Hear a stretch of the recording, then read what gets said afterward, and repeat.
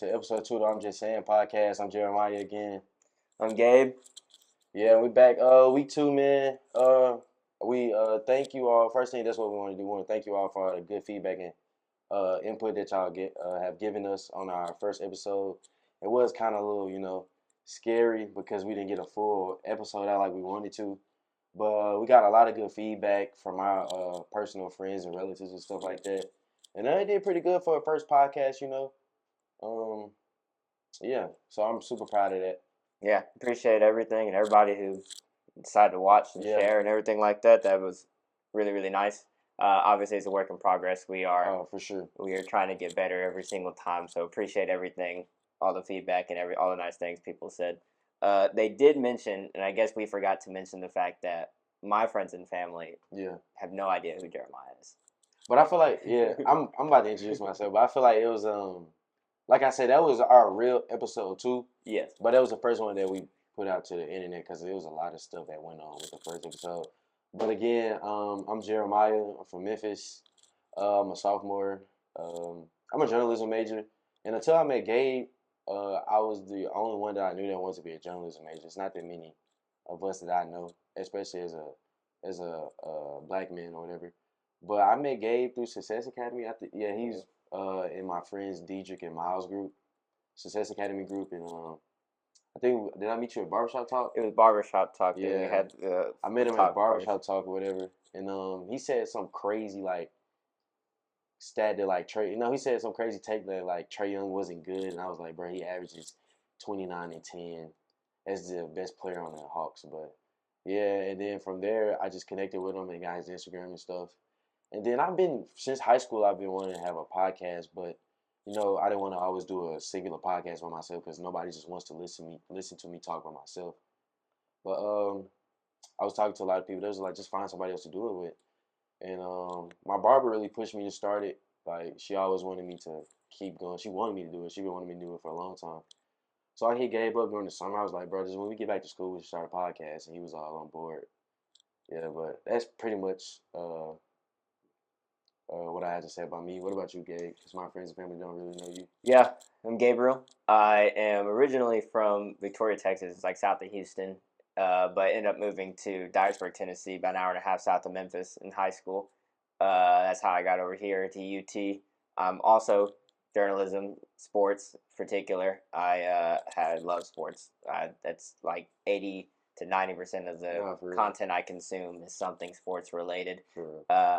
And I also have wanted to get into doing stuff like this and to finding an avenue where I can share my thoughts and opinions to people and they would actually listen.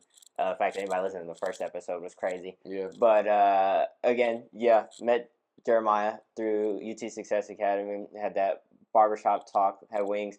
He was spitting mad facts about NBA. He had his numbers, had his stats. I can talk to somebody who can back up their argument. With numbers, I can't talk to nobody who can't, they're just saying stuff. But if you can back it up, even if we disagree, even if I think Trae Young's a defensive liability, there's just, we can have a conversation, and we hope to keep having these conversations with you guys and hope you guys enjoy them. But well, like we said, appreciate all the feedback, but we're about to jump straight into episode 2. The first topic again, Colorado, a thriller, overtime thriller. Man, it was such a late game. I think it started at 10. Well, it started like 10:20 because we were watching Tennessee, and I don't think it ended up starting at 10:20. I couldn't stay up for that game. I ain't gonna lie, because I think the last drive I watched, or the last few bits of it, Colorado was down 28-20 with the ball. Yeah, with 2 minutes left in the fourth, I'm like, oh my, they finna lose. I dozed off during halftime, and then woke back up, came back alive while they were in overtime. It was crazy. It was a wild game. Colorado ended up beating Colorado State 43-35. And the thing that's really impactful about that is they really made it seem like they were going to come out here and destroy them. Because a lot of people heard about what Colorado State's head coach said about Dion and wearing the hat and the glasses and stuff like that. And Dion said, all week long, they said, well, you made this personal. This is going to be a normal game. I did think the spread was going to be crazy. And I was kind of concerned when, because, like I said, both episodes, the first episode, I was like, he doesn't throw picks. He doesn't throw picks. He doesn't throw picks. And then like the first drive he threw a pick. I'm like, man, this game might be crazy because Colorado State is like playing for some, and it is a true rivalry or whatever. And then the offense wasn't clicking for real. So I'm like, man, this might be scary. Well, it was weird. It was interesting because a lot of people were talking. I mean, it's been everywhere. People were talking about them winning, and then the game, and they were fighting before the game, and of course, there was tension during the game, after the game, press conferences. Twitter was going crazy. Been a tense game, but they ended up dropping one in the 8th. I thought it was interesting that because it was so close, and I guess they went to overtime. It's a worthy drop, though. Yeah, they were 18th. They dropped one. They were 18th and dropped one in 19th. Yeah. But I agree with what I was saying. Like, they did look pretty sloppy, and honestly, one thing that kind of concerns me just a little bit is the fact that this game was so close. If you remember last week during Nebraska, that game also started off pretty slow. Yeah, and then they played really, really great against TCU and really got off to a bit of a slow start against Nebraska. Again, went to overtime with Colorado State. The only thing that I'm getting a little concerned about with this Colorado team is they seem to be the kind of team that plays to the level of their competition. So that could be good or could be bad because like Nebraska, like nobody they played crazy good against TCU. You're right. If that same team that played against TCU played against any of these other teams, like they compete against anybody. Yeah, they compete against anybody, and then they play Nebraska. It's a little slow. Colorado State, really nobody has them going anywhere. A lot of people like myself thought after his comments that Colorado was going to come in there and blow them out, and again, there was a close game. So. If for better or for worse, they tend to play to the level of their competition, and so that's been. But another thing that I was like thinking of too, of course, is every single team. I think we mentioned this last week a little bit. Every single team's going to play their best game against Colorado because they're coming from. And I feel like it's a part of the. What am I trying to? The narrative, like, is Deion. Is Deion Sanders the comments that he makes, the showiness that he has, yeah, people don't like it. Especially Shedeur, like holding his watch up to the players and stuff like that. You know what I mean? Like, holding his watch up and stuff like that. I feel like they're just gonna come from him, and you can tell with the nasty hit of the hearing. What's his name? Henry Blackburn. Yeah, to Travis Hunter. That I just feel like that wasn't cause for at all. No. That was fashion. And that kind of like really made me mad because now he's out for 3 weeks. They said 3 to 4 weeks minimum. They have Oregon, USC, UCLA. They have a lot of in the next 4 weeks. They have a lot of these teams coming up. They're getting into like the real stretch. Like I was pretty excited. That does suck, and I hate when players do that. The only thing that sucks is that they had the first game against TCU. You can debate whether or not TCU was overranked. No, Nebraska's a poverty program.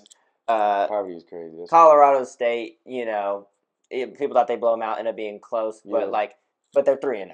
Yeah. At the end of the day, they're 3-0. I think Shedeur Sanders has played lights out. I think he's Heisman, bro. I think it is too early. It's 3 games in, but I feel like at this rate that he's going, bro, he's throwing over 1,300 yards on the season, almost 10 touchdowns. Maybe I think he might have reached 10 touchdowns. Yeah, I think he did. I think he reached 10 touchdowns in his third game. Over 1,300 yards again, 10 touchdowns. Passing, 10 touchdowns. Yeah. So. Receiving threats all over the field. They look pretty good. They looked good.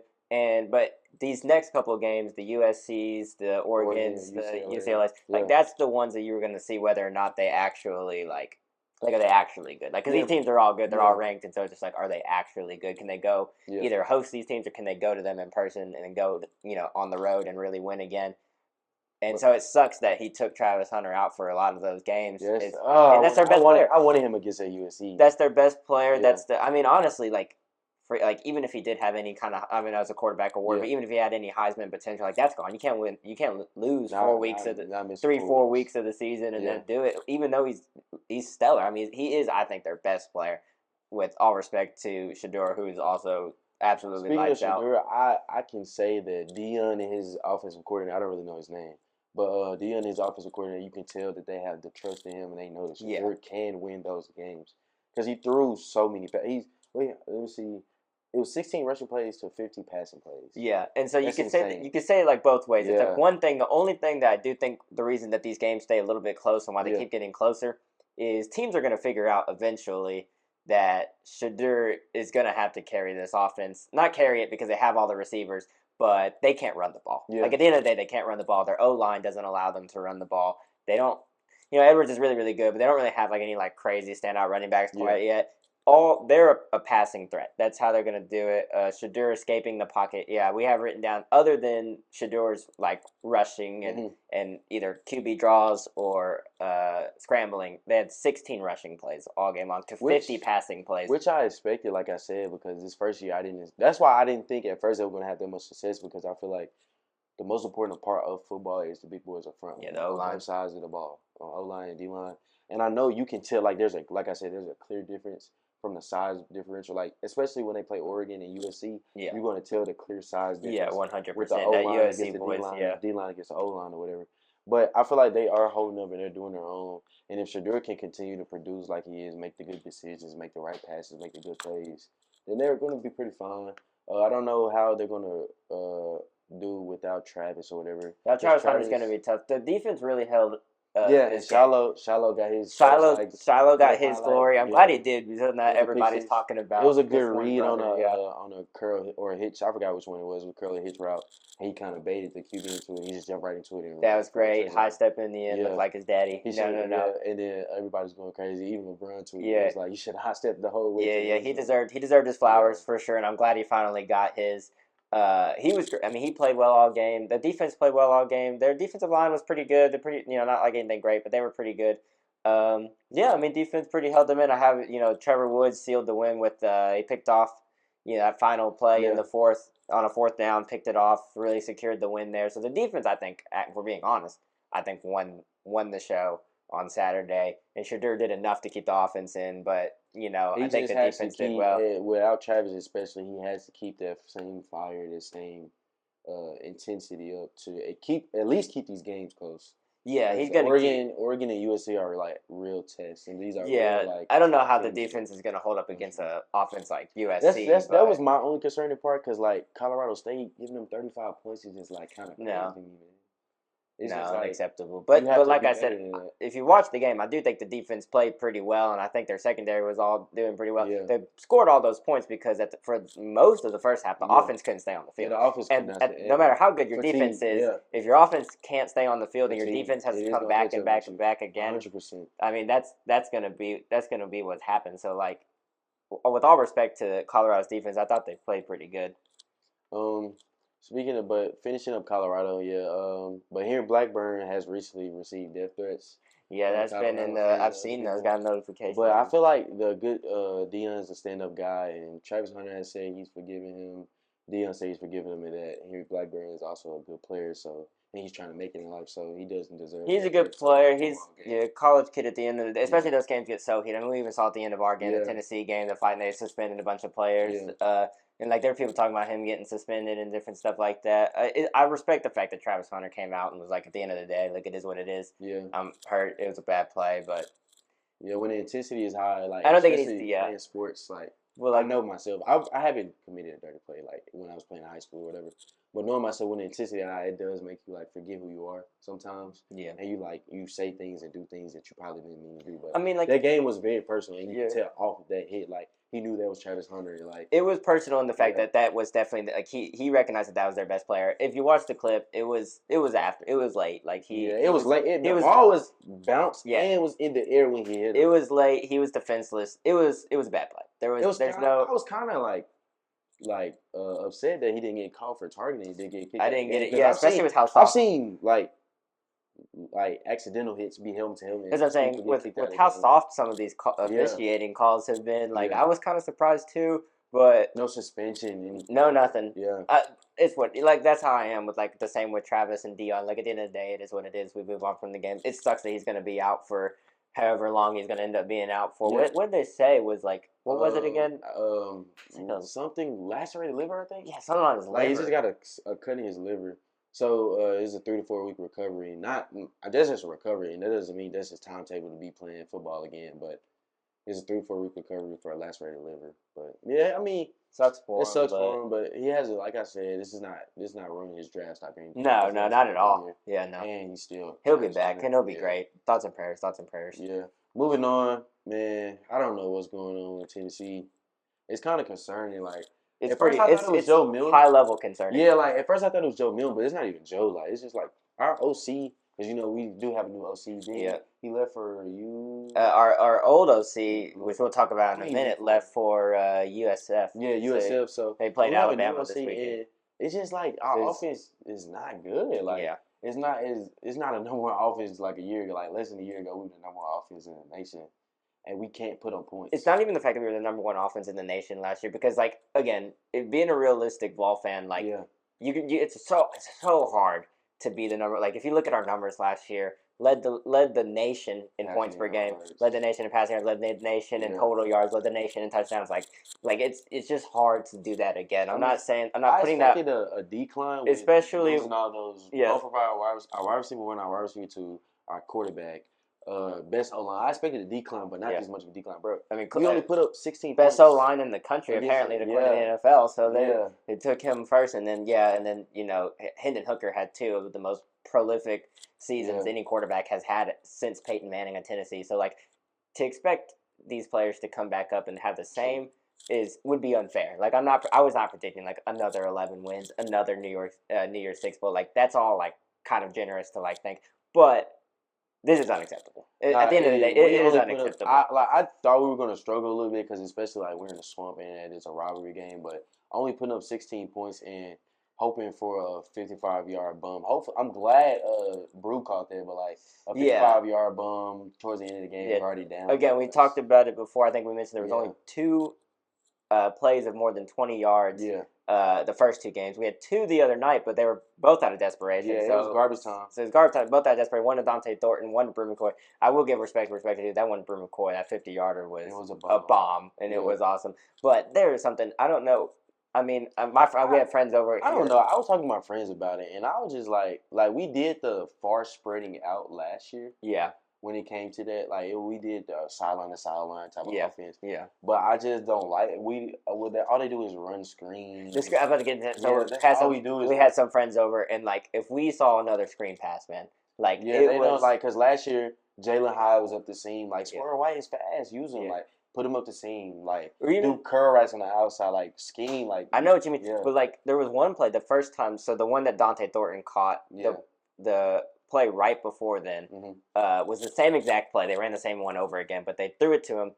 I want to say that DB that was guarding was like maybe 5'10", 5'11". Like if I remember correctly, like from the Dante Thornton is like 6'5". It's 6'5", 220, and he broke up that pass, and I'm like, bro, either Joe or Dante or both. Like Dante, you got to get up in the air and catch that ball. Like you got to get it. Like you're so tall, you got to get it where and Joe needs to put it to where only a 6'5", 220-pound wide receiver like Dante Thornton can catch it. Like that's the kind of little things that you like really, really need. Like you have to recognize the kind of talent. Brew McCoy, 6'3", 215, 220. Like we have guys that are so like physically gifted. Like you have to put them in positions where only they can do what they can do. I mean, you saw like with Brew McCoy, like everybody that went viral, that truck he had on that. Like people don't realize when Brew's a receiver, but once he catches the ball, he runs like a running back, and you have to put him in positions to like. That's what I feel like is not happening, especially with the play calling. Is I think our receiving room. I think our receiver room is so talented. I think Joe's talented. Yeah, it's not even Joe. I thought that was the problem, the initial problem. But like, I was like really sat down and soak that game, and I'm like, bro, the play calling is terrible. We're not putting the guys in position to use their strengths. Like Dylan Sampson didn't get any. I don't either little or no snaps. I don't think Dylan Sampson played at all. Jabari Small, I thought played fine. Jalen Wright always plays good. They're good, but like if we couldn't get the running, like I saw they dominated us in the running game. Florida outran us. Yeah, they had like 175. They had 175 like first half. Yeah, like Travis Etienne's. That 62-yarder. Florida outran us 253 rushing yards to 106. If we did not get our rushing game, we're 7 of 8 on third downs in the first half. We couldn't get off the field. Our defense couldn't get off the field. Like I said, they and I feel over like 100. First, like bad defensive game. Because I feel like our defense was pretty good those first 2 weeks, but that was our bad defensive game. But I feel like if we're gonna have bad defensive games, last year we had bad defensive games, but we could put up 40 points whenever we chose to. Yeah. But this year we can give up 40, but we would score 50. Yeah, we have decent defense this year, but we barely could put up 20, man. First half against Florida, defense couldn't get off the field. Couldn't make that. Like, the tackle on Travis was, I mean, shoot, we basically pushed him forward. And we couldn't tackle him, broke like 2 tackles. Like I said, if we can't get what's really important is if we can't get our running game going, especially like on Saturday, we really couldn't get it going.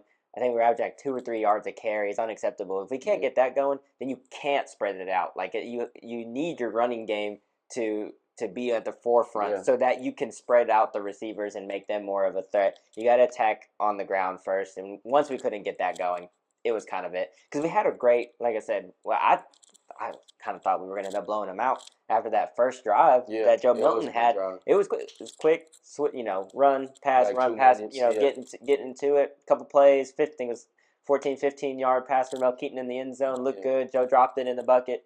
Everything perfect. I mean, picture perfect. Just how you drew it up. Like I was like, oh, okay. I literally thought I was like, oh, okay, we found it. Yeah, we're good. Like I was nervous for the first 2 games. Started off slow against Virginia.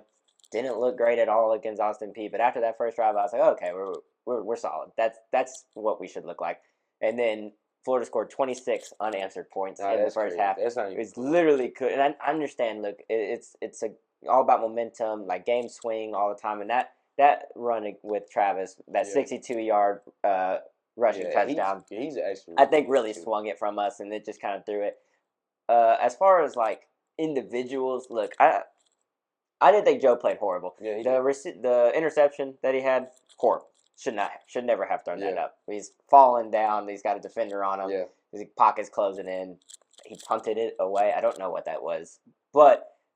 I mean, for most people, I don't know if people know, that was his one and only interception as a Tennessee ball. I think it was like 200 and something passes, like 250 passes or something like that to one interception. Like, I'm not going to go crazy over it. Shouldn't have never thrown it, but I'm not going to go crazy over it. There's a couple misreads. I mean, Joe didn't have like a perfect game. There's a couple misreads, couple of overthrown balls, but for the most part, I can't put all the blame on Joe Milton. I don't put all the blame on the offensive coordinator. I don't put all the blame on anybody except maybe the offensive line.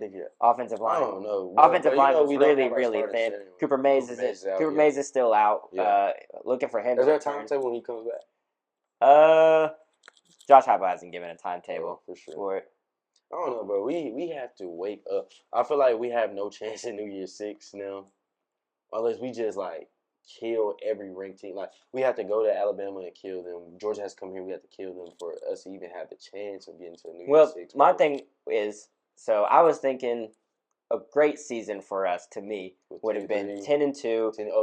10-2. Drop Alabama, Georgia, and like you look at every other. I want to say we were favored to win every other team except those 2. Yeah. So the only thing that I thought of, if I am going to be an optimistic ball fan, would be we'd beat Alabama. We'd be in Tuscaloosa. Now, there's 2 things. I still think we lose to Georgia. Georgia's just too talented, especially the way we play. Obviously, we play like that. We're not. If we can't beat that Florida team that lost to Utah, if we can't beat that team, then we can't beat Florida.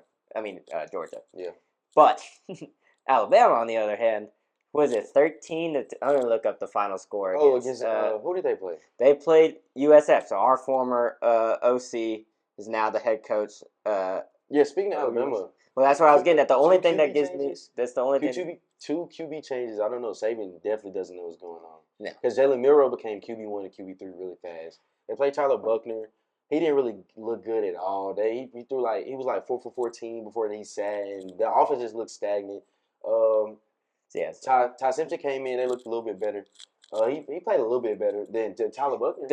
Yeah, he played a little bit better than Tyler Buckner, but I feel like he'll probably heat up a little bit, more practice with the ones and stuff. He's only playing with the 2s right now, 2s and 3s in practice. True. He was before, but probably right now he's playing with the 1s. I think everybody's probably playing with the 1s. Chemistry. I don't know. So Alabama, I don't think they just know. Saban doesn't know what's going on. Man. Alabama beat South Florida. By how much? G5, mind you. G5 South Florida, mind you. 17-3. They scored 17 points on South Florida. We scored 16 on Florida. Yeah. So like, if they play like that, if Alabama plays like that, we would definitely still beat them. They're like 10. Are they 10 right now? They're 13th. 13? I don't even know the last time they were ranked that low. I mean, if they play like that, if they don't get their quarterback situation figured out, I think we still beat them. If that Alabama team that's been playing, and they've already proven that they can be beat at home because Texas beat them at home. True. If that same Alabama team plays us, then we are hoping to looking to try to improve, try to get better. Maybe UTSA coming up, so obviously we try to get those reps and hopefully we just need to heat up. We need a game that we need to blow somebody out. So we need to. Joe needs his confidence. Needs to be like a 50 to 7 win. Yeah, and I feel like he does okay. Offense is clicking. We need to go. We have a tough set because South Carolina is pushover. They come here. They beat us last year. Yeah. South Carolina will be tough. So that's going to be a good game. But that's what I mean. Like if we can bring it together, if we can open up the playbook a little bit, if our receiver, if we have some couple of receivers step up, if Joe starts to get his confidence back, and we start building up a little bit of momentum, and Alabama doesn't, and they continue to tumble, they have Ole Miss, if Ole Miss ends up beating them, or they still struggle again against Ole Miss, or they continue to struggle, then I think we can get that win back. It'll just have to be we beat Alabama, and then we're back on track. So anybody who thinks that we're not, I literally saw somebody, on Twitter or something like that, or Instagram, say, what are we even playing for anymore? And I'm like, there's so much left to play for. Nah, we can still, it was week 3. It's week 4. If we can get the tire rolling and we go crazy, start scoring. Everybody has a loss. Alabama has a loss. LSU has a loss. Texas A&M has a loss. But that loss is Texas loss. That's the top 3 team in the country. I'm not worried about. If I'm an Alabama fan, I'm just saying, just because we haven't, just because now that we have a loss, and we have one in the loss column, does not mean everything's over. There's plenty of things to play for. There's plenty. We can turn the season around. Now, it's whether or not I believe or have the confidence that we will do that, because I am at the moment in a really weird spot about it, because they have not proven to me that they are or will do it, but I really still, I know for a fact that they have the talent too. So they can work out the talent portion, then they're gonna be okay. I think now I'm really circling that Alabama game. Obviously, we got to take care of South Carolina. Again, we can't skip. That's why I said at the end of the day, we lose to every single conference team playing the way we played against Florida. So we play against there, we can guarantee that we're going to finish last in the SEC East. But if we can figure it out, we can play better. There's still a lot more to play for, and I'm pretty excited. Obviously, I will be at the game, or I'll be at the game. You got to work on Saturday. Yeah, I'm working the game Saturday, so it's gonna be interesting. UTSA. That's one thing we did not talk about. What? Our internships. Yeah. Well, my internship, I work for VFL Films or whatever / SEC Network, and my internship basically all I do is I do the live replays for national television. My biggest game I did the ESPN broadcast last year of Alabama versus Tennessee, the hoop basketball season. Yeah, that was really big. I got to hear, who did I hear in my ear? Jay Bilas was in my ear. Okay. It was pretty exciting, hearing these people that I grew up watching NBA draft, talking about the college prospects and stuff like that. It was pretty interesting to hear that. But that's my internship. What do you do, Gabe? I work for UT Strategic Communication. Changed our names. I work for the athletic department. I write for their website and utsports.com. And for those, you can't see it, but Jeremiah can, all those magazines that we print out on game day, I write feature stories for them. So I work for the athletic department, and I write for them. So kind of exercise my writing skills there. That's what I was doing. Well, still doing it, but that's how I was getting my opinions out there, kind of opinions. Just. We're moving on. Going to NFL Week 3. What was a big takeaway from that? Yeah. Week 2 of the NFL season. Oh, yeah, Week 2. Yeah, my fault. It's Week 3 of college, Week 2 of NFL. It's going to be confusing, but stick with us because we we watch both. I watch both college and football. All day. Moving on to the pros. Yeah. Started off with I thought it was a pretty good game. Thursday night football game. Eagles-Vikings. The Eagles ended up topping the Vikings 34-28 in a pretty close game. It was pretty back and forth, and I love those kind of games.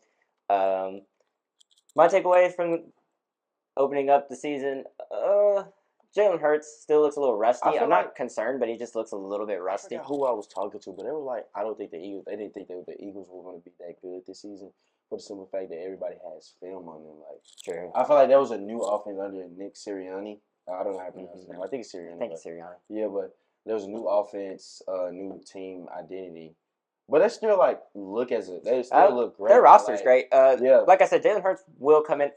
One thing that I was telling you about, and just thinking about it just in general and talking to other folks about, is a lot of people, I'm not going to say overrated Jalen Hurts because I don't go so far, but a lot of people had him after last year's performance. After last year's season, after the season he had last year, after leading the team to the Super Bowl, after the Super Bowl performance. The Super Bowl performance, which is great. I believe, too. A lot of people, I believe. But at the same time, a lot of people went from, at the beginning of last season, there were still question marks on whether Jalen Hurts is even a starting caliber QB in this league. And then he went to a top 3, top 2 for many people QB. And I'm like, that's such a huge jump for 1 year. One good year. A lot of people, a lot of guys have had one really great year. Carson Wentz has a MVP. You know what I mean? Like a lot, like Matt Ryan has an MVP. Like it doesn't mean that these guys immediately become Hall of Famers off one year. I'm not saying that Jalen Hurts won't be because I think he's awesome. But at the same time, like manage your expectations. Like people overreact so much. They questioning whether or not he was even a starter in the league. To he has a great season, great offensive coordinator, great O line. Now everybody's like, oh, he's a top 2, top 3 QB in the league. To he has 2 tough games, and it's like, I don't think Jalen Hurts was ever really that good in the first place. Like, come on, y'all, let's reel it back in. I think Jalen Hurts will be fine. Like the passing was, it was not where. I think they had 193 total yards in the air. Yeah, it was not where it needs to be. It was like 250 rushing yards. But big surprise. Well, not a surprise because I knew his talent from being in Detroit. But DeAndre Swift looked really good behind that O-line. I was about to say DeAndre Swift. He covered for like 5.5 a carry. Yeah, I think he was like 25 carries for 175 yards. Yeah, 175 yards, 6.2 yards a carry, 6.2, nice. Which is pretty good. I mean, and scored a touchdown. So he really made up for what the Eagles were lacking in the air. He made up for that. Which I mean, if he's going to keep doing that, like it's the same thing we're talking about with us in Tennessee. Like if he's going to keep doing that, then adjust the offense a little bit. Don't make Jalen Hurts have to. Let that be a play action, but first, that's what I'm saying. Let use your talent, let it shine. Like just evaluate your roster and plan accordingly. Jalen Hurts still did fine, like on the ground. I know he had the 2 QB sneaks on the goal line, which is awesome for me because he's your fantasy. He's my fantasy QB, so awesome for me. But I was on Twitter.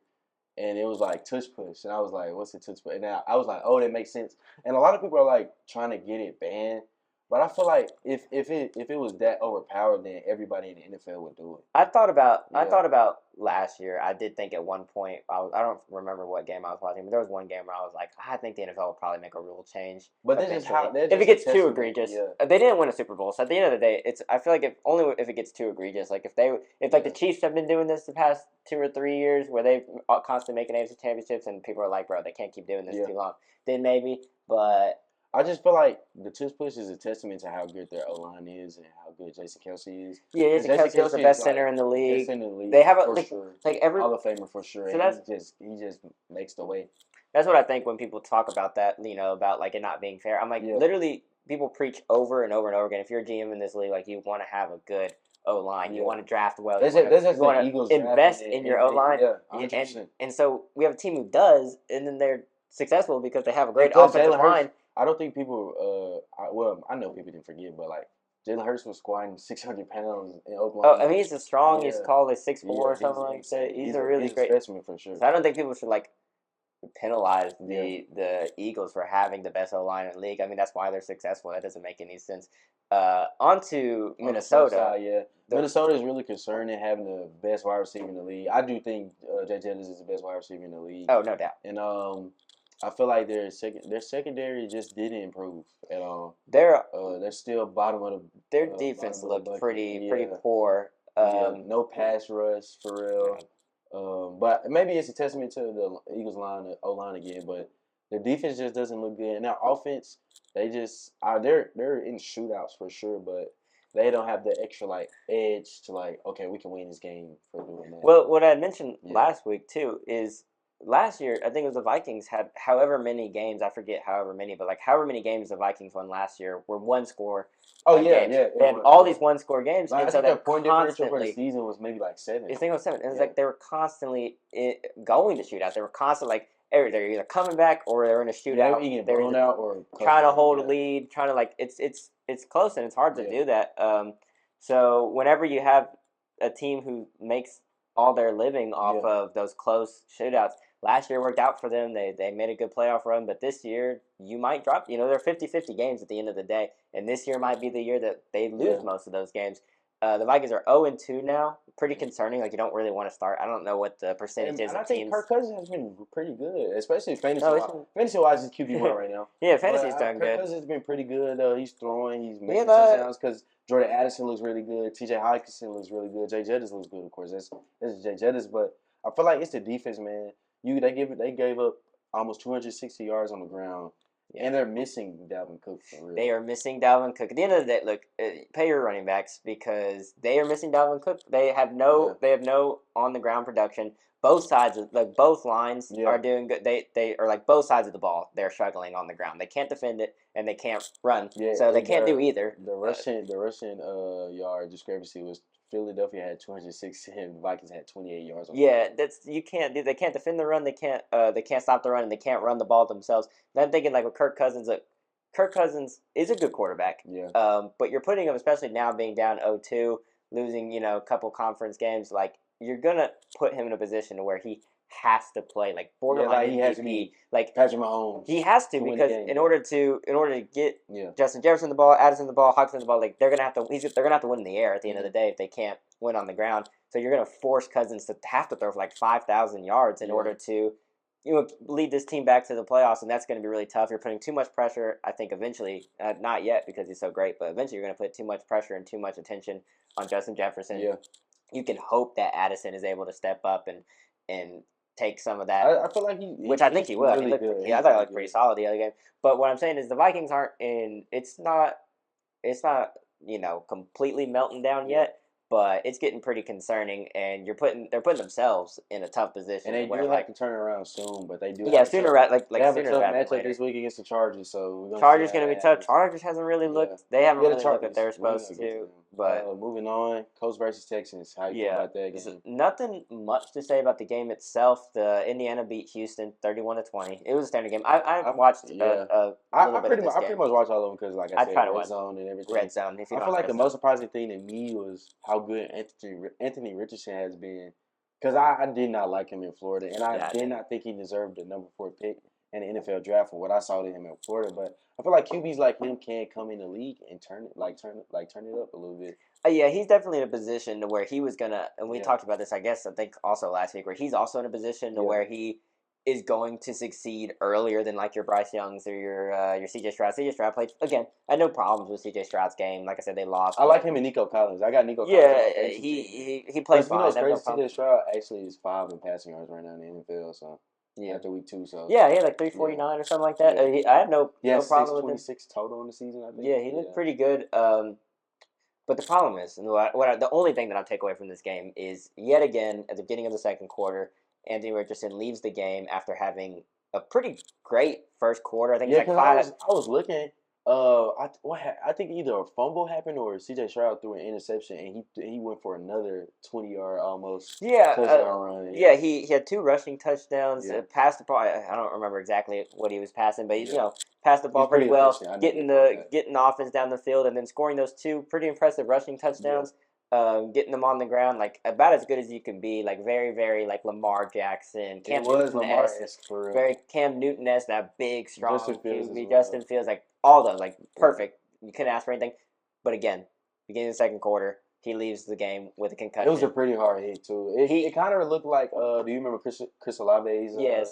Saints concussion. Yeah. So he ended up hitting helmets in the end zone and had to be taken out of the game. And so he'd probably be out this week if he's still in concussion protocol. More than likely. Yeah. But this is the second week in a row that he couldn't finish a game after both games starting off pretty good, and then yet again. I do want to see him finish a full game to see so I can get That's the problem.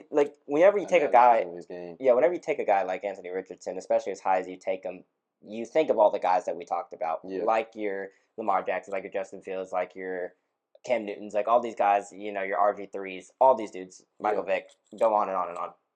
The number one concern with all these quarterbacks is health, it's injury. Can they stay on the field, and can they continue to do this? As the biggest thing with Lamar Jackson the past couple of years and his contract situation. And 2 games in, and he hasn't finished 2 games. That's pretty. I'm not going to speculate anything yet or say anything to. I'm not going to get too hyperbolic on it, but just let that sit in. Is that he's 2 games in and has not completed 2 games and has looked pretty great in both games. It would just suck if he can't figure that out. So another week to surprise. Bears versus Bucks. Yeah, speaking of Justin Fields. The Buccaneers are really surprising, man. Yeah. I'm what was it? Preseason? No, training camp.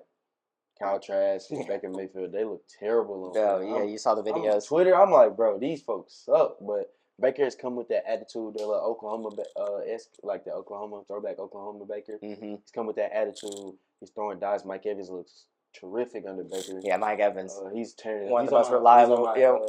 He's on my fantasy. One of the most reliable receivers you're gonna get. Love him. Tampa Bay ended up beating Chicago 27-17. Yeah. Again, for a second, 2-0 now. And the way that I was like looking at it, thinking about they might. Up to the first 2 weeks, they maybe could win the division. But that's what I was thinking. I was like, at first, like going into this season, again, watching those videos, Baker Mayfield, Kyle Trask, well, looking at the pieces that they had left, like I was looking at it and I'm like, okay, well they're clearly in the Caleb Williams sweepstakes. Like that's what they're going for. It's them, Chargers, whoever, not Chargers, Cardinals, like whoever, like these guys they're looking for Caleb Williams, and then they come out and they start off 2-0. One thing I can say for sure is when it comes to Baker, because all respect to the winners, but like when it comes to Baker, man, I think he's playing like he has nothing to lose. I mean, a lot of people thought he was going to be out the league here soon. Like once, he was with Cleveland for a while, and then went to Carolina, and then to LA, and he's on his fourth team. Number 1 overall pick on his fourth team, in year 6 or 7, or like pretty early in his career, and people were just kind of like, okay, well he'll probably fade out of the league here soon, and he's playing like he has nothing to lose. And so I don't love him as a person, but like respect that attitude. That's really all he has to do, because Tampa's defense is still real. Yeah, Tampa defense is real. They still have that Super Bowl defense. I mean, they have that same defense. He has to throw the ball to. As long as he doesn't lose them games, which so far he hasn't, but he can. But as long as he doesn't lose them games, as long as he turn the ball over, as long as he doesn't make stupid decisions, take huge losses, and just goes out there and does what he's supposed to do. I mean, I think Tampa really will challenge the division, because at first, like I thought, it's the Saints' division to lose. Because looking around at the rest of the division, I was like, well, none of these guys are even trying to make the playoffs. Mm-hmm. They're still trying to get good draft stock, so they're all real rebuilding teams. The only one I thought was like the Saints would be, like Derek Carr. There's a lot. They got all these guys, Michael Thomas. But now they're gonna have to look. They're gonna have to look towards Tampa a little bit and really be concerned about that. What's concerning though is the Bears. They had a lot of preseason hype going into it with the DJ Moore trade. Yeah, it's a great trade. Khalil Herbert looked good in the preseason. Justin Fields looked great in the preseason. But I was a Justin Fields apologist last season, and I'm starting to have, maybe not second thoughts, but I am definitely having thoughts about it. I'm having second thoughts too. Because my friend Cam was really high on him before fantasy or whatever, before the season started. I think it's just because I loved him at Ohio State. I thought he was great. I thought he was going to be the best out of his class in Ohio State for sure. Because I just feel like, off of what I saw, especially when he went head-to-head with Trevor Lawrence. Yeah, I thought he looked great. When he was in the playoffs, I thought he looked great. I mean, he just looked great. I was surprised he went as low as he did. Honestly, I would have taken him before I would have. In the moment, Trey Lance got picked over. Trey Lance and Zach Wilson. Yeah, I would have 100%. Like in that, like when the draft was happening, I remember thinking like, bro, these guys are crazy. Like I would pick Justin Fields over all these guys. And last year, people were, they were talking. They were, like not loving what they were seeing. Like there was a lot of like misconception, because he was putting up numbers. He was breaking all types of like rushing records and QB records, and as far as like on the ground goes, but his passing really wasn't it. But it's like, well, is it because the Bears' offensive line sucks? Because their play calling so bad? What is it? And I was, like I said, I was Justin Fields' apologist. I was like, look, I still think he's pretty great. Yeah. He looks like, if you just watch him, like he looks pretty talented to me. But this year, man, I don't know. I don't know. They haven't wowed me yet. I don't know, because again, they lost. They're 0-2 now. They lost against the Packers the first week. They could have 100%, like going into the season, you could have convinced me that they would start the year 2-0, because I'm thinking like, okay, they should be better. Yeah. They got Darnell Wright at the draft. They you see, and then DJ Moore. I was like, oh, Moore. He has a weapon for real now. So I'm thinking like, oh, okay, they should be good. They're approved. They DJ Moore had a pretty good game. He had like 6 receptions for 106 yards. Yeah. But they probably won't wake up this week, because I think they have the Chiefs this week. So no, against the Bucs, Justin Fields threw 55% completion rate, 1 touchdown to 2 interceptions. Yeah. You can't have that, and especially against what's supposed to be not a great opponent. I mean, they've proven us wrong, but what was supposed to not be too tough of a game. There are absolutely no reason, no excuse for Justin Fields to play right now. If he can't clean it up, then maybe it is time for the Bears to move. I don't know. They like I said, they play the Chiefs, so I don't know. All right, and next week 2, Ravens Bengals. good rivalry game. It is a good rivalry game. I always like seeing, especially this division, because I'm a Steelers fan, so I like to keep up with all the rest of the teams. Yeah. The Bengals have gone, I think, 0-2 every single year that Joe Burrow has been a starter. Make that of what you may. I don't think it's sustainable. I think they can keep that up. The Ravens look much more improved. What's it mean? I say you're not worried at all about the Bengals offense because I am. I'm a little concerned, but I'm not. I'm not worried. So I don't know. I mean, I just feel like missing the whole preseason. Plus, he tweaked his calf again. So again, I think the injury. So the reason I'm not that concerned is if he can figure out his calf situation, they can figure out his injury. He might just have to take a game or two off if that's what needs to happen. They can't afford to now. They shouldn't have rushed him. No, that's why I agree. They shouldn't have rushed him. They should have just week 3. Week 4, he should, because Jamar Chase said he didn't want him to play week 1. Yeah. Like when he first initially got hurt, because it was a 46-week process. That's what they said. It was supposed to be a couple weeks. And then I thought he was going to miss at least the first 2 weeks. So I think they rushed him week 3, week 4. I still drafted him just because like he's Joe Burrow. But I thought it was going to be week 3, week 4. But now he's hurt again, and he tweaked it again. Yeah. And it was non-contact too, so. That's concerning. You don't want to do that. Yeah, you don't want to put your QBs in those situations. And your calf can become your Achilles really quick. Aaron Rodgers. And Aaron Rodgers was dealing with a calf injury. That's why he didn't play preseason, and then he came out. Your Achilles really quick, so that is very concerning. But Baltimore, not to take anything away from them, they look really good. Oh yeah, nothing to take away from Baltimore. Out of Boston College is crazy. Like he took the wide receiver 1 row fast. I love Zay Flowers back this week. He looked good. They missed Mark Andrews first week, which they still won. They missed Mark Andrews first week, and having him back in the lineup really, really helped them. From what I saw, they really weren't missing Dobbins much. I feel like, but in Baltimore, I don't think they have such a offense that relies on Lamar and him able to make plays, and plus with him having the weapons now, they're going to throw more because OBJ got the ball a little bit more. Zay Flowers got the ball still. Still would look to I'm still looking for OBJ to get a little more involved. Yeah, I think he kind of tweaked his ankle a little bit last game, but I don't think they say he shouldn't miss any time. Yes. So looking for OBJ to be a little more involved. I am really excited about Lamar. Lamar was my dark horse MVP, so maybe I don't even have an MVP right now, so hopefully. Yeah, I don't know. The whole league's already turned upside down a little bit, but no, Lamar looked great, much more improved in week 1. Was what we were saying out of him. Like look a little not rusty. I wouldn't say rusty, but just it hadn't clicked yet. They weren't gelling quite yet, and I thought they looked pretty great. They did. Keep playing like that. They'll keep winning more games. The Bengals will wake up a little bit. The Bengals got to wake up. One thing I had written down was Joe Burrow has to find Jamar Chase. There's no reason that he found T. Higgins though. You give T. Higgins involved. They have a great trio. Crazy.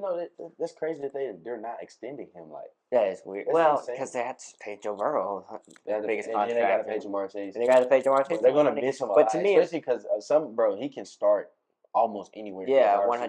Yeah. The thing that I think about it though, especially when it comes to Chase, is there's no reason. I think personally, while I do have Justin Jefferson as the best wide receiver in the league, I think they're interchangeable. In the fact that I think they're just as talented. I don't think there's any reason that you can't utilize Chase the exact same way that. Kirk Cousins and Justin Jefferson. There should be no difference between Kirk Cousins, Justin Jefferson, and Joe Burrow. Jamar Chase. Jamar Chase could, I think, put up. Maybe it's put up those numbers in OC because Sure, that's what I'm saying. Well, that's what I'm saying. Yeah, he's got to find whether it's Joe Burrow or the play call or whatever it is. They're gonna need to they have a star. They're gonna need to utilize him. They do. I just see Justin Jefferson. I'm not saying he's gonna put up the same numbers or be as good, but I see Justin Jefferson putting up these numbers on even in losses, of still being able to put up 150 yards and 11 catches and doing all that kind of stuff. And I was watching the Thursday night game, and we were talking about fantasy earlier. The guy that I was playing against had Justin Jefferson, and I was psyched because I was okay, well, the Eagles are a pretty good defense. Hopefully they'll be able. And then Darius Slay shut him down last year, but but every single time it's he would just make those plays, and he's so talented, and so his footwork is so great. But I also think Chase is every bit as talented personally, and I think that Joe Burrow, in the Bengals, need to push that more. Don't make Joe Burrow have to. Don't make Joe Burrow have to be the hero when you got two guys. You got guys on. You do have two guys. Moving on in the DMV again, Washington versus Broncos. It was a thriller. I'm a Washington Commanders fan. For y'all that don't know, I'm really excited about how we're looking. I was kind of upset when we were down 21-3 or whatever. One because of my favorite team. And then 2, I had Washington winning on my parlay, so I was like, man, y'all got to wake up. It was 21-3 early in the second. They were cooking. Russell Wilson was cooking. He had a 60-yard touchdown bomb to Marvin Mims or whatever, I think. And but we just kind of woke up. Chase Young, Montez Sweat. We have our D-line telling we top 5 in the league, man. We maybe top 3. Very underrated defense. Yeah, like our line is insane. We got Chase Young, Montez Sweat, Deron Payne, and Jonathan Allen in that front four. And then I like Emmanuel Forbes, our draft pick out of Mississippi State. He looks really good. He almost had an interception, but I think he dropped it. I do like Cameron Curl. Our defense looks pretty good. But I'm a believer in Sam Howell, man. I think he could be our franchise quarterback. He looks really good. I like Sam Howell. I think he looks pretty good. And I feel like under Super Bowl winning Eric Bieniemy, he won 2 Super Bowls with the Chiefs. I feel like in that offense, there is no way that you should not be able to succeed. Like, we have guys, too. We have Terry McLaurin, Jahan Dotson, Curtis Samuel, Brian Robinson, Antonio Gibson. I think that we show promise, but we do have a real test this week coming up with the Bills. How do you feel about us?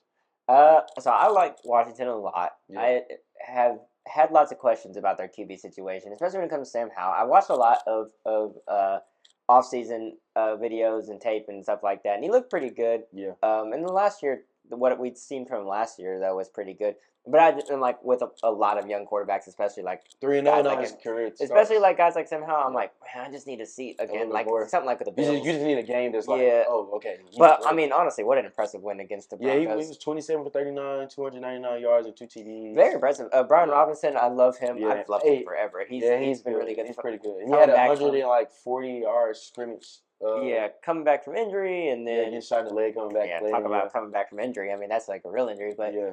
I think they got pieces. The way I think about like Washington, it's different. I think they got pieces everywhere, and so I think I'm just waiting for them to really pull it all together because they got the pieces, in the running room. They got a couple there's little bits and pieces of promise like all over the field, but you just need to see it like kind of click and mesh together, and like even not like saying that every single position has to be Pro Bowler, but at the same time, like you just like you see little dots of promise and little dots of talent here and there, and you just need it all to come together. And I think once they do that, I think we'll be making the playoffs here soon. I'm not low on them at all. Who I am low on, the Broncos, man. The Broncos. I don't know. I do think I do see the growth from last season. Do you? I don't. Look, bro, the offense looks 1,000 times better than. I guess it does. Last year they would never put up 30 points. They've had a couple unlucky first couple of games. Yeah, I was kind of scared too because I was like, man, I won. That was my last leg. I think I needed to hit.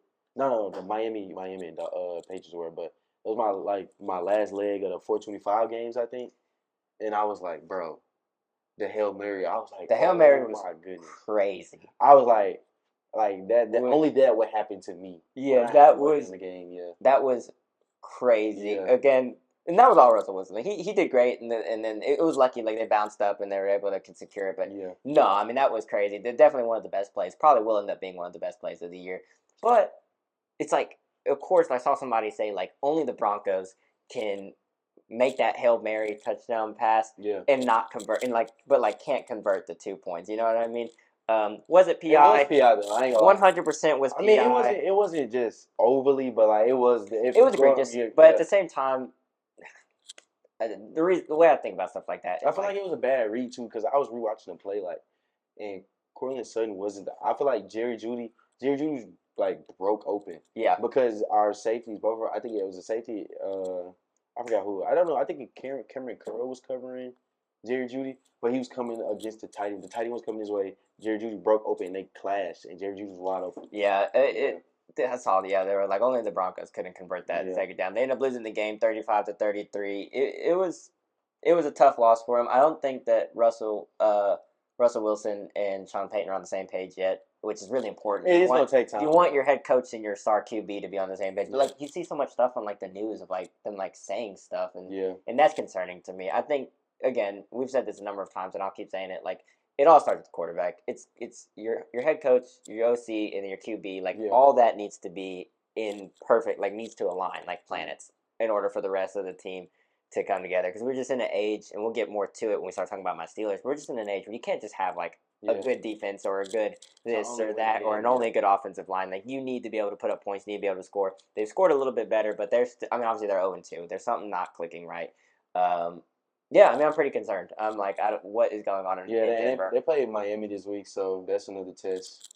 I don't. I think they're going to be 0-3 after. I think they're going to be 0-3, and I think Broncos fans are gonna hit the panic button for sure. But maybe, I guess we'll see what they can do. Caleb Williams. Maybe I'm thinking if this season doesn't go to plan, they're going to have to move off of Russell Wilson. I think that his tenure and I don't even know who else will want him after that, but I think his tenure in Denver will be over. I think they'll keep Sean Payton. Honestly, they got him back to coach. He just got here. They got him back to coach. So I think they'll keep him. I think they're going to have to move on. I don't know how much it would cost, how much money they owe him, but yeah, they're definitely moving on. Another comeback of the week: Giants versus Cardinals. I picked the Giants. I'm getting mad. I was getting mad. At halftime, it was 20-0. I'm like, Josh Dobbs is like real, like. He's cooking, like shout out, really good. VFL Josh Dobbs out there was really cooking, honestly. Then that touchdown run that he had, that first rushing touchdown in his career from the 28, 30-yard line, looked pretty great. He looked good, yeah, he did like look like actually real. But that's how I felt. Like I was talking. My brother-in-law is a big Giants fan. He was posting a bunch of stuff, and I just thought it was so funny because I'm like, the Giants obviously got blanked by because it was that because like the stat, of course the stat was going to show up last 2.5. Halves. No, wait. Whoa. Come on. Last quarters, like last 6 quarters, got outscored 60-0. I think it got up to 70-0. Was how much they ended up getting before they scored. They like started off the year with 70 unanswered points, which is they were in the playoffs last year. Like you can't do that, especially not in the NFL. Like not even bad teams do that. Like what was going on? And then going down 20-0 at halftime. Yeah, but after halftime, it's like they kind of woke up and what's their head coach name? What is his name? Oh, yeah, I know who it is. But regardless, while he's looking up, they went on a 31-8 run. And Daniel Jones started cooking, and he got fired. Brian Dable. Yeah, sorry, I couldn't. Dable, yeah, I couldn't. I know his. See, name. I knew it when you did. I threw off. But yeah, Giants went on a 31-8 run, and Daniel Jones started cooking. Saquon did Saquon things, had 2 touchdowns, but he kind of tweaked his ankle towards the end. They said he might be. Yeah, they said he might be out. Ankle sprain, nothing really bad. He said he's gonna be out like 2-3 weeks, maybe. Yeah, he might miss a couple games, but we're not too worried about it, especially because he got his contract. So that's the big thing is that he ended up getting back and getting in his contract. But I mean, Daniel Jones. Look, I'm not a big Daniel Jones guy. I don't think he should be making $40 million a year. That money, that most overpaid guy in the league, probably. But at the same time, he started cooking in that second half. I mean, led them back, and I mean. They would have been pretty embarrassed if they had dropped that game. Yeah, but a loss is coming this week, though. They play the 49ers, so. Yeah, they play 49ers Thursday. Without Saquon, it might get ugly. Yeah, they opened this week 3 against the 49ers on Thursday night. The 49ers look pretty good. I mean, their defense looks stellar. So, I mean, there's really nothing else to say about that. I think they'll probably be 1-2. I think they'll probably have 2 losses. But Giants fans should be used to that by now. Yeah. But moving on, man, yesterday. Last night was interesting to say the least. Because I wasn't even watching the game because I think I was watching the Saints versus Panthers or whatever, and I just see Nick Chubb, and I'm like, what's going on? So I looked at the Heat, and that was so nasty, bro. It was 1,000 times. I think it was worse than his Tennessee. Yeah, I think Tennessee injury when he was with Georgia. But because he was like his knee, he was fully on his side. His knee was like I said, bent with him, so.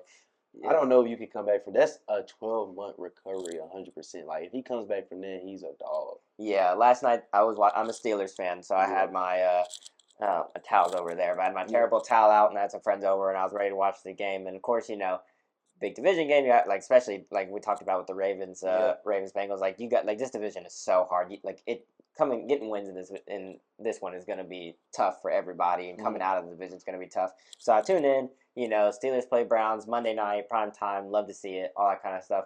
The game started off pretty great. I thought it was a pretty good game overall, but even though it was stressful for me as a Steelers fan. But the game started off pretty great. A 30-yard pick six from Alex Highsmith. Yeah, that first was play, first snap of the game. I saw and that and Watson threw a pick, and it went 30 yards, and bam, Steelers were up 7-0. Yep.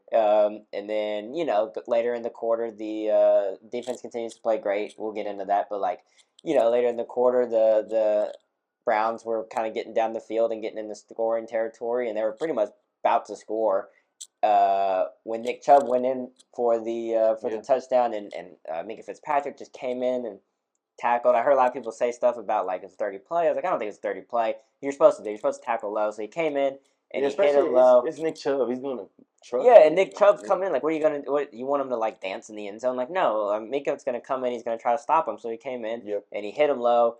But I mean, look, Nick Chubb's body was going full force this way, and Minka's body was going full force in the opposite direction, and he just met his knee, and Nick Chubb made a 90-degree angle with his knee, and it was gruesome. But the only reason the Steelers won that game was the defense, the pick six again, then a scuba score by T.J. Watt. Yeah, I mean, you can really tell how good the Steelers are with him and without him.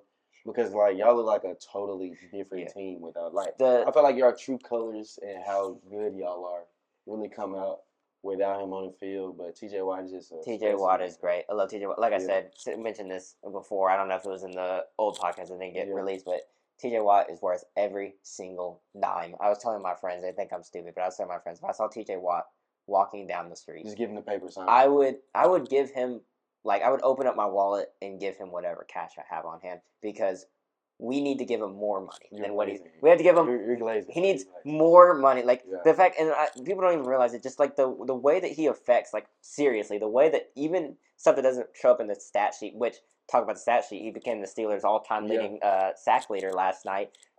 First touchdown. I mean, he had just a wonderful game last night. Alex Highsmith had a great game, but despite that, him being on the field, even when he's putting that pressure on, you can't put it in the stat sheet, but even when that pressure is coming, that's what causes guys like Deshaun Watson to throw bad passes that turn into pick sixes, that turn into fumbles, that turn into all these things, because you don't want TJ, you don't want none of that smoke. So the TJ Watt's coming in on you, and you're trying to get rid of the ball. His impact on the field is you can't even. Yeah, he's tied for first in sacks right now with 4. Yeah, you can't even quantify his impact. The Steelers' defense all around is just great. It's keeping us in these ball games. It's really frustrating, honestly, because our offense should be better. Kenny Pickett has to play better. There's there's really nothing else to say. Kenny Pickett has to play better. He had a good 70-yard touchdown with George Pickens. The 70-yard touchdown. Look, that's what I'm saying, man. You got guys like George Pickens. You got guys like Najee Harris. You got Washington out of Georgia. You got Fireman. You got all these guys. I think Jalen Warren is pretty good. You got all these guys. The offensive line really needs work. We're going to continue to draft offensive linemen.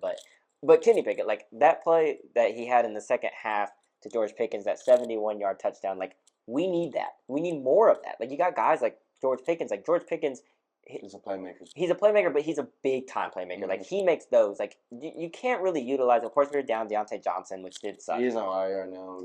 Yeah, that sucks. We were down him, and we were missing him. But at the same time, you don't really use a guy like George Pickens for, checkdowns or simple slant routes or, screen pass. He needs. That's what I'm saying. George Pickens makes the big plays. You got to have explosive plays. That's anybody who's saying George, because of course he got a bunch of hype over the offseason because he made all those plays. But anybody who says George Pickens is overrated, you need a quarterback who can put him in those positions to make those crazy big plays. And if Kenny Pickett can't get him the balls in that moment, it's what I was saying earlier. There are certain positions or certain catches, certain balls that only George Pickens can catch. Yeah. And Kenny has to be able to put him in position to put this. If you don't, then he'll never be able to live up. He'll never be able to live up to his talent because you have to put him in those positions. The offense, for the love of God, I think personally, you're really upset about this, man. I do not want to put. Yeah. I don't want to put any slander out there, but I think that Matt Canada has some serious dirt on Mike Tomlin. There's no way that man is still our offensive coordinator. Last night, the Steelers fans, I saw a video, the Steelers fans were chanting, "Fire Canada." Nobody likes him.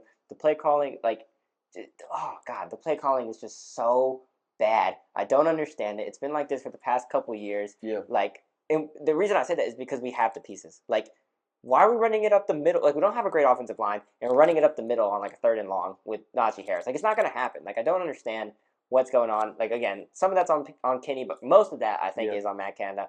The man brings me to tears. I can't wait. We need a new We need a new offensive coordinator ASAP because we can't keep doing the defense will give out eventually. Even so, we have guys aging. Every single year, all of these guys on this defense gets a little older. Yeah. Highsmith's going to get older every year. TJ Watt's going to get older every year. Minka Fitzpatrick gets older every It's a time. You're on a time. You're on a clock. You can't just keep waiting for the offense to go around. We need to utilize this. I really do believe we have a Super Bowl caliber defense. Straight up. If you put this defense with let's say Minnesota's offense, that's a Super Bowl. You have that kind of defense. You have guys all over the field. The offense has to step up. That's all I gotta say. The Browns, they're gonna miss. They're gonna miss me. They're going to miss Chubb. They're going to miss him a lot. They really. I feel like Jerome Ford had a pretty good game though. Yeah, he stepped up pretty well. He stepped up. But they are going to miss Nick Chubb is top 3 running back in the league in my opinion. 100%. I think he's. I was telling somebody, and I was like, he's just so durable. But like, yeah, I mean, he was for years. My opinion, I was telling somebody about it. I was like, for a while, I thought Nick Chubb, other than maybe Derrick Henry, I thought Nick Chubb was like the best pure running back in the league because like you got like guys like Austin Eckler and Christian McCaffrey, like they're running backs. They're also like low key wide receivers. Like they're both. They're a dual threat, which is great. What makes them great. But as far as like just like your pure running back, Nick Chubb, man, behind that 49ers line, he's insane.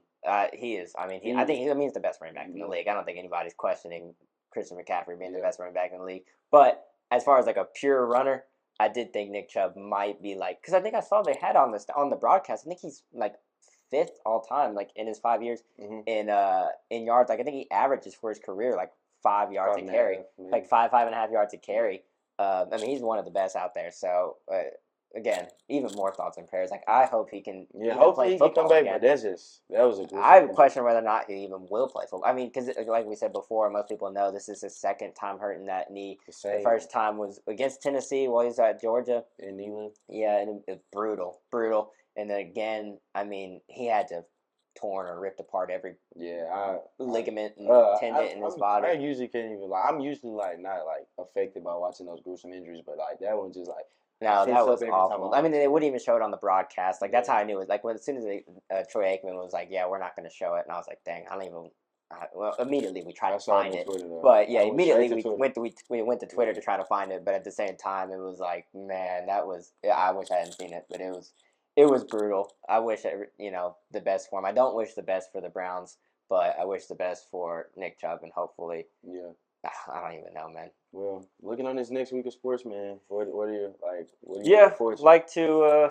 I guess we have been rambling for a long time, so we're gonna come back next week. Yeah. Another episode, another things to talk about. So I would, do kind of want to end with just some of the games or sporting events that I'm looking forward to for this weekend and for the rest of this week and for this weekend. As far as college goes, other than Tennessee, which of course I'll be there. Working. Yeah, other than we play UTSA, so hopefully Tennessee will get a good win out of that. Blow them out. That's what we need. Yeah, that's what we need. We need a great game. Yeah. But Florida State, Clemson. Florida State's obviously been kind of setting on fire. They're real. I think if Colorado hasn't been taking all the spotlight, like I think legit Florida State would probably be that team. Texas have it's been Colorado, Florida State, Texas. Yeah, I think Florida State would probably be that guy, like that team that's like getting all like the hype and all the talk, even though they're getting plenty of talk. I got OSU and Notre Dame too. I do too. That's going to be a great. That's where College Game Day will be there. I mean, that would be a great game just because both top 10. Yeah, they're top 10 teams. Ohio State. A lot of people haven't been tested yet. I don't know how I feel about it yet. They've struggled just a little bit, but haven't been tested yet. Harrison. Yeah, Marvin Harrison, and then you got Sam Hartman over for Notre Dame. That should be a shootout. That should be good. I'd love to see that. So those are the 2 ones for college. Obviously, Florida State playing Clemson. Clemson is a must-win. Yeah. They're probably going to lose, but it's a must-win because they already dropped one ACC opponent. They can't really. They're used to winning 10 plus. I don't even know the last time they didn't win 10 games. Yeah, so they're kind of going through. They're kind of Clemson's kind of going through it. So this will be a test for Dabo as well. Like how good will he be as good of a coach as Norvell will be? Yeah, so you're gonna be seeing a lot of questions answered this week as far as college goes. But moving on to the NFL, I got Vikings and Chargers. I do too. This will probably be the game of the week.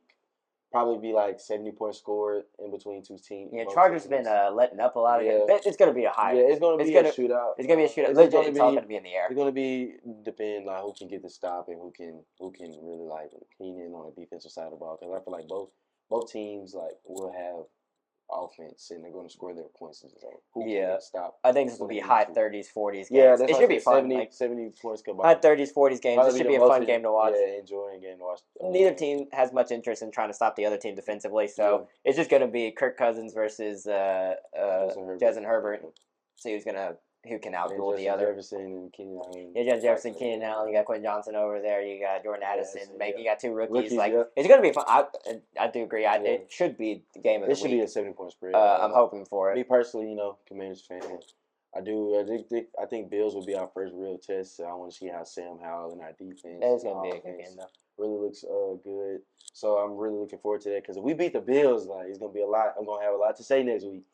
I have a lot to say next week. We real for real. Yeah, I went ahead and put Giants 49ers on here too. They opened the week with Thursday night. That's gonna be a good game. I don't know if it'll be a good game, but at the same time, like it's become interesting because the Giants have put themselves in a bad spot now to where that's like with the 49ers.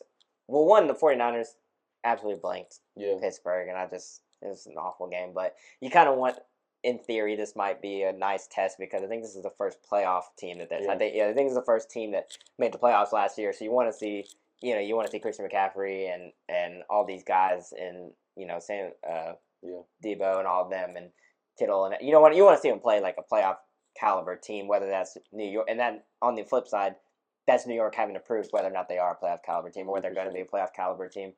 So I do think that that'll be interesting. Plus, Thursday night games are so hit or miss that they're either going to be really interesting or they're going to be awful. I hate Thursday night games for the simple fact, like, I go to YouTube TV expecting... Yeah, that's what I'm saying. You got to get back on Prime.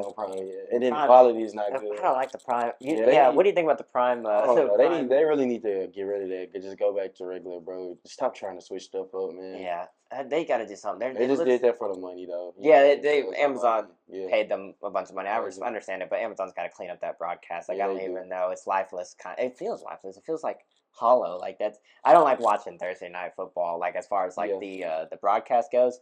And as of last year, this past Thursday was pretty good, but last year the game sucked. Yeah, it was terrible. I can't see some improvement, but like I don't know. Yeah, so we'll see. I know that was a point of emphasis for them to try to get better Thursday night games, so we'll see. I'm hoping this one will be better. I have I watch a lot of soccer. I played soccer in high school, and Champions League started today, so I watched Champions League today. I'll watch that the rest of the week.